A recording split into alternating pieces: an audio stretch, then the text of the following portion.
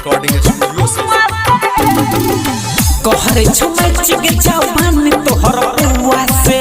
कहरे छमच के जवान तोहर बुआ से भजतो कर जवान तर के बुआ से भजतो कर जवान तर के बुआ से देखे में लागै चानी कमाल बुआ से देखे में लागै चानी कमाल बुआ से भजतो कर जवान तर के बुआ से भजतो कर जवान तर के बुआ से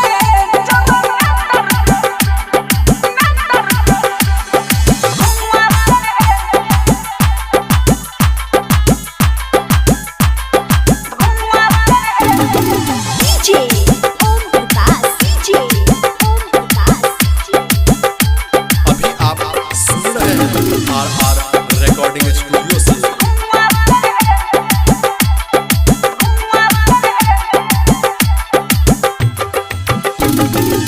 गोरे गोरे बेहिया के एतबे छुडर गे नाचै में करी है नै कहरी कमर गे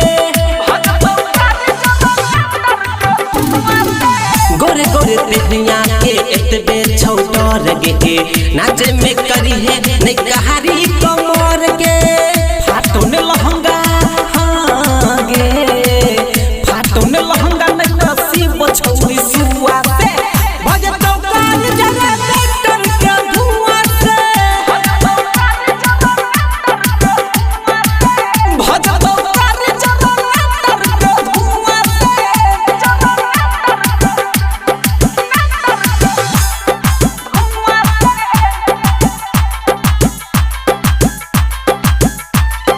DJ Om Prakash DJ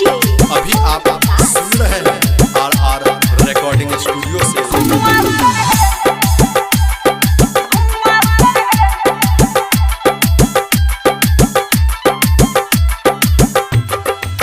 Ankit उजाला के तोरे पर आस गे करे है नै तू एना जवानी के नास गे रफ्तार किशन के तोरे पर आस गे करी है नै एना जवानी के नास गे राइटर राजा हाँ गे राइटर